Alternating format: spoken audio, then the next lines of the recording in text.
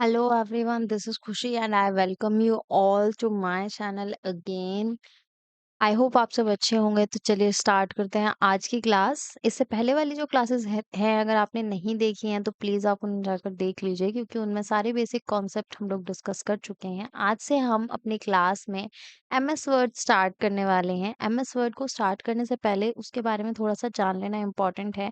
MS word basically एक word processing software है जहाँ पे आप टाइपिंग कर सकते हो, अपने ऑलरेडी क्रिएटेड डॉक्यूमेंट्स को फॉर्मेट कर सकते हो, टेबल्स इंसर्ट कर सकते हो, पिक्चर्स इंसर्ट कर सकते हो, अपने डॉक्यूमेंट को ब्यूटीफाई कर सकते हो, बॉर्डर्स अप्लाई कर सकते हो, लेटर्स, एप्लीकेशंस कुछ भी टाइप कर सकते हो। इन इट मीन्स ये आपके लिए एक ऐसा सॉफ्टवेयर है जिससे आप अपने डॉक्यूमेंट्स को क्रिएट भी कर सकते हो और उन्हें ब्यूटीफाई भी कर सकते हो, इफेक्टिव भी बना सकते हो। ये सारा वर्क टाइपिंग से रिलेटेड मेनली हम लोग एमएस वर्ड में ही कर सकते हैं। वैसे वर्डपैड भी एक वर्ड प्रोसेसिंग सॉफ्टवेयर है, बट एमएस वर्ड ज़्यादा फेमस है। तो आइए बेसिक से स्टार्ट करते हैं। बेसिक से स्टार्ट करने का मतलब है कि हम बिल्कुल ऐसे शुरू करेंगे जैसे कि हमने कभी भी कंप्यूटर यूज़ नहीं किया है, ठीक है? तो सबसे पहले देखते हैं कि हमें एमएस वर्ड ओपन कैसे करना है। सारे ऑप्शंस को यूज़ करेंगे, किस-किस तरह से हम लोग एमएस वर्ड को यूज़ कर सकते हैं।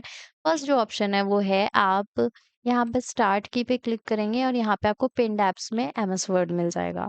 अगर आपको पिन ऐप्स में एमएस वर्ड नहीं मिलता है तो आप सर्च बॉक्स में यहाँ पे वर्ड टाइप कर सकते हो। तो आपको यहाँ पे एमएस वर्ड इस तरीके से मिल जाएगा। इस पे क्लिक करेंगे, एमएस वर्ड ओपन हो जाएगा। ठीक है? उसके बाद अगर आपको यहाँ से भी नहीं करना है तो यहाँ पे नीचे सर्च बॉक्स में वर्ड टाइप करोगे या फिर यहाँ पे वर्ड मिल जाएगा। तो इस तरीके से आप अपनी एमएस वर्ड की फाइल को ओपन कर सकते हो। मैं अब क्लिक करके ओपन करने वाली हूँ। ठीक है? ये थे वो सारे तरीके जिससे आप एमएस वर्ड को ओपन कर सकते हो। ठीक है? तो जब आप क्लिक करते हो वर्ड पे तो आपको ये वाली विंडो दिखाई देती है। इसमें आपसे पूछता है कि आपको ये न्यू डॉक्यूमेंट क्रिएट करना है। ठीक है? या फिर आपको ओपन करना है ऑलरेडी क्रिएटेड डॉक्यूमेंट। यहाँ पे आपको एक लिस्ट भी दी हुई है। वो सारे डॉक्यूमेंट्स हैं जो अभी तक इसमें मेरे सिस्टम में क्रिएट किए हुए हैं, ठीक है? तो आप चाहो तो इनमें से कोई भी ओपन कर सकते हो और उसमें वर्क कर सकते हो या फिर अपना न्यू डॉक्यूमेंट क्रिएट कर सकते हो। यहाँ पे ये जो इससे आगे हैं, ये प्री डिफाइंड डॉक्यूमेंट्स हैं, ठीक है? ये ऐसी टेम्पलेट्स होती हैं जिससे कि आपको ऐसे डॉक्यूमेंट फॉर्मेट मिल जाते हैं जिसमें आपको कुछ भी नहीं करना होता, बस अपना डेटा टाइप करना होता है, आपको कोई फॉर्मेटिंग वगैरह नहीं करनी होती, ठीक है? ब्लैंक डॉक्यूमेंट में आपको बिल्कुल ही ब्लैंक डॉक्यूमेंट मिलता है, ठीक है? तो इस तरीके से हमारी जो विंडो है वो ओपन होके आती है। ये है हमारी एमएस वर्ड की विंडो। देखते हैं अपने एमएस वर्ड की विंडो में कौन से कंपोनेंट्स क्या वर्क करते हैं। तो सबसे पहले ऊपर जो है ये वाली जो स्ट्रिप है ये होती है सबसे ऊपर जहाँ पे डॉक्यूमेंट 1 लिखा हुआ है, ये पूरी ये होती है टाइटल बार, ठीक है? टाइटल बार में सबसे पहले डॉक्यूमेंट का नेम आता है। नेक्स्ट आपको सर्च बॉक्स दिया होता है कि इसमें आप कोई भी ऑप्शन को सर्च कर सकते हो, ठीक है? ऑप्शन का मतलब है कि आपको मेन्यू बार में कहीं ऐसे ढूँढने की ज़रूरत नहीं है कि कौन सा ऑप्शन कौन से मेन्यू में है। बहुत सारे ऑप्शंस दिए होते हैं ना यहाँ पे। तो आप यहाँ पे सर्च बॉक्स में क्लिक करके टाइप कर सकते हो, तो आपको वो उस ऑप्शन पे हिंट मिल जाएगी, ठीक है? नेक्स्ट है आपका ये अकाउंट लॉगिन। उसके बाद यहाँ पे न्यू फीचर्स के बारे में minimize button, restore button and close button. फिर नीचे जो ये यहाँ पे लिखा हुआ है ना, file, home, insert, draw, design, layout, references, mailings, review, view, help, ये सारे होते हैं मेन्यू बार, ठीक है? ये अलग-अलग मेन्यूज़ होते हैं, जहाँ पे हमें अलग-अलग ऑप्शंस अवेलेबल होते हैं, जिससे हम अपने डॉक्यूमेंट में बहुत सारा वर्क कर सकते हैं, ठीक है? तो सबसे फर्स्ट ऑप्शन क्या होता है? सबसे फर्स्ट मेन्यू होता है ये हमारा फाइल मेन्यू। फाइल मेन्यू में कौन से ऑप्शंस होते हैं? यही न्यू न्यू डॉक्यूमेंट्स को क्रिएट करने के ऑप्शंस, प्री डिफाइंड और ऑलरेडी डिफाइंड डॉक्यूमेंट्स होते हैं हमारे, ऑलरेडी क्रिएटेड डॉक्यूमेंट्स होते हैं। न्यू ऑप्शन से आप क्या कर सकते हो? देखो, जब भी मैं पढ़ा रही हूँ ना, तो आपको ध्यान रखना है कि मेरा एरो कहाँ जा रहा है माउस का, ठीक है? इससे ही आपको पता चलेगा कि मैं कौन से ऑप्शन के बारे में बता रही हूँ। फर्स्ट होता है न्यू ऑप्शन, इससे आप न्यू डॉक्यूमेंट क्रिएट कर सकते हो। ओपन ऑप्शन से आप ऑलरेडी क्रिएटेड डॉक्यूमेंट्स को ओपन कर सकते हो, जो पहले आप बना चुके हो। इन्फो से आपको इन्फो मिल जाती है, यहाँ पे प्रॉपर्टीज़ वगैरह दिखा देता है। सेव ऑप्शन से आप अपने फाइल में जो दोबारा चेंजेस किए हैं, उनको सेव कर सकते हो, ठीक है? जब आप फर्स्ट टाइम में फाइल सेव करते हो तो आपको सेव एज़ से सेव करनी होती है। उसके बाद अगर आपको सेव करनी है ठीक है? सपोज़ हमारी कोई भी पहले से क्रिएटेड फाइल है, आपने उसे ओपन किया और उसमें वर्क किया, तो उसके बाद आपको बार-बार सेव एज़ करने की ज़रूरत नहीं है, क्योंकि सेव एज़ से क्या होगा, हर बार एक नई फाइल क्रिएट हो जाएगी। नहीं, फर्स्ट टाइम में करोगे तो सेव एज़ करो, सेकंड टाइम में उसमें अगर कुछ चेंजेस करके सेव किए हैं, तो बस सेव करना है सिंपल, ठीक है? क्योंकि आप जितनी बार सेव एज़ करोगे, उतनी बार उसकी कॉपीज़ क्रिएट हो जाएँगी। नेक्स्ट ऑप्शन है प्रिंट ऑप्शन। प्रिंट से आप अपनी फाइल का प्रिंट ले सकते हो, शेयर से शेयर कर सकते हो, एक्सपोर्ट कर सकते हो अपनी फाइल को किसी अदर प्लेस पर, ठीक है? क्लोज़ से क्या होगा कि आपकी फाइल क्लोज़ हो जाएगी, और ये यहाँ पे अकाउंट वगैरह से रिलेटेड ऑप्शंस है, ठीक है? जब आप सेव करते हो, सपोज़ सेव पे क्लिक किया, तो ये आपसे प्लेस के बारे में भी पूछता है कि कौन से प्लेस पे आपको डॉक्यूमेंट को सेव करना है। रिसेंट में, या फिर पीसी पर, या फिर कोई वेब पर कोई प्लेस, या फिर किसी फ़ोल्डर में, तो आप इस तरीके से बता सकते हो, ठीक है?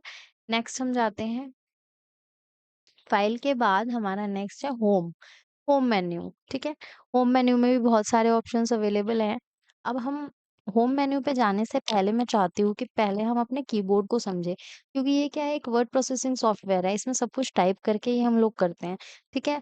तो एमएस वर्ड को स्टार्ट करने से पहले कीबोर्ड का इंट्रोडक्शन हमें पता होना बहुत इंपॉर्टेंट है कि कौन-सी कीबोर्ड की क्या वर्क करती है। तो आइए देखते हैं, ठीक है? ये है हमारा एक QWERTY कीबोर्ड जो नॉर्मली हम लोग यूज़ करते हैं अपने सिस्टम पे, ठीक है? इसमें जो फर्स्ट ये वाली की है, ये है एस्केप की, ठीक है?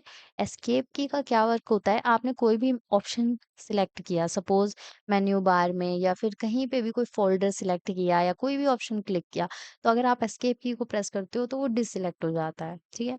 ये होती है फंक्शन कीज़ के अलग-अलग रोल्स होते हैं, ठीक है? यहाँ पे F5 तो आपको सबको पता ही है, रिफ्रेश के लिए यूज़ होती है, तो इसी तरीके से इनके अपने-अपने रोल डिफाइंड होते हैं। नेक्स्ट यहाँ पे आपको प्रिंट स्क्रीन के लिए की मिल जाती है, स्क्रीन लॉक, पॉज़ और ब्रेक के लिए की मिल जाती है। ये यहाँ पे 3 ग्रीन लाइट्स होती हैं, इनसे क्या होता है, नम लॉक के लिए अगर आपका नम लॉक ऑन है तो ये ग्रीन लाइट ऑन रहेगी, कैप्स लॉक ऑन है तो ये वाली लाइट ऑन रहेगी, स्क्रॉल लॉक ऑन है तो ये वाली लाइट ऑन रहेगी। नम लॉक कहाँ पे दिया हुआ है? ये रहा, और कैप्स लॉक कहाँ है? ये रहा, ठीक है? और स्क्रॉल लॉक कहाँ है? यहाँ पे। ये वाली की जो है, ये स्क्रॉल लॉक है आपकी, ठीक है? अब इधर आ जाते हैं। ये होते हैं आपकी कुछ नंबर्स दिए हुए हैं और स्पेशल कैरेक्टर्स दिए हुए हैं, ये वाले और ये वाले, ठीक है?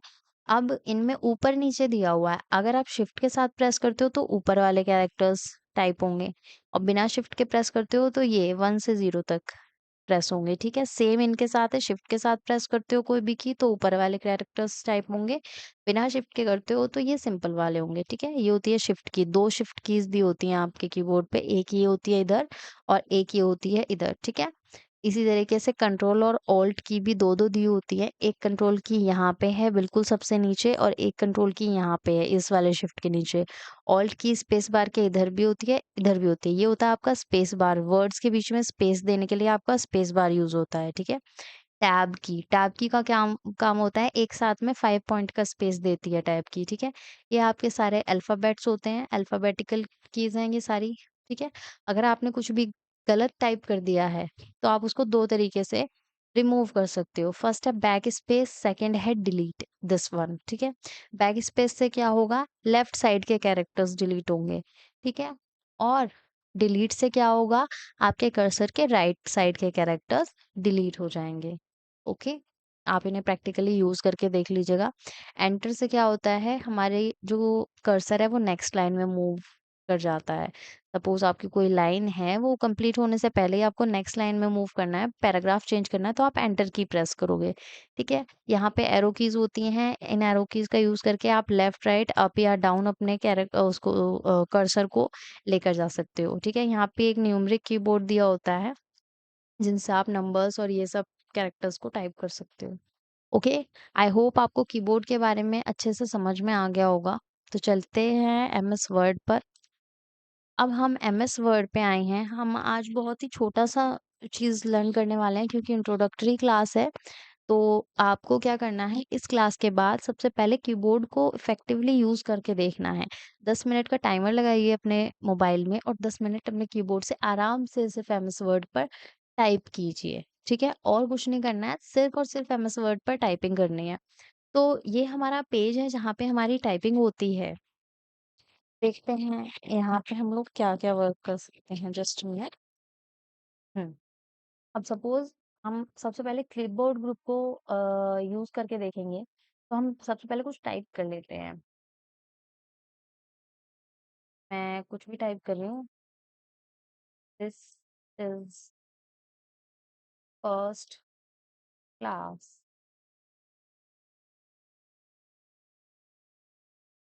And I am typing first time in MS word. तो मैंने ये टाइप किया है, hello users, this is my first class and I am typing first time MS word. Okay. तो इससे पहले मैं सपोज अब यहाँ पे मुझे याद आया कि मुझे कोई हेडिंग भी देनी चाहिए थी, फिर मैंने डायरेक्ट टाइप कर दिया। तो मैं यहाँ पे अपने कर्सर को लाने के लिए क्या करूँगी, यहाँ पे क्लिक करूँगी, ठीक है, एंटर प्रेस करूँगी तो ये मेरा टेक्स्ट जो है वो नीचे चला गया। उसके बाद वापस से मैं यहाँ पे क्लिक करूँगी तो ये कर्सर ब्लिंक होने लगा ना, इट मीन्स मेरा यहाँ पे आ गया। अब मुझे इसको हेडिंग देनी है, सपोज मुझे हेडिंग देनी है डॉक्यूमेंट। पर ये जो हेडिंग है ये कैसे दी है, मैंने सारी की सारी, मैंने फर्स्ट लेटर तो शिफ्ट के साथ प्रेस किया था तो कैपिटल आ गया, और बाकी सारे स्मॉल लेटर्स हैं। अगर मुझे क्या करना है, मुझे सारे के सारे कैपिटल देने हैं, तो कैसे करेंगे, अभी अभी मैंने आपको बताया कैप्स लॉक की को प्रेस करेंगे। अब जो भी टाइप करूंगी मैं वो सारा का सारा कैपिटल लेटर्स में आ रहा है, ठीक है। अब क्या करना है मुझे कि हमें सीखना है कि हम किस तरीके से इसको फॉर्मेट कर सकते, ठीक है। फॉर्मेटिंग में कैसे करेंगे, यहाँ पे देखो, ये जब हम बिगिनिंग में लेके आते हैं ना, तो ये एरो की ऐसे आ जाती है, तो इससे क्या हो जाता है, हमारी पूरी लाइन सिलेक्ट हो जाती है। जब लाइन सिलेक्ट हो जाती है तो हमारे पास बहुत सारे ऑप्शंस यहाँ पे आ जाते हैं और सेम ऑप्शन ऊपर भी मिल जाते हैं। तो ये जो है हेडिंग है डॉक्यूमेंट, तो मैं चाहती हूँ कि ये सेंटर में रहे।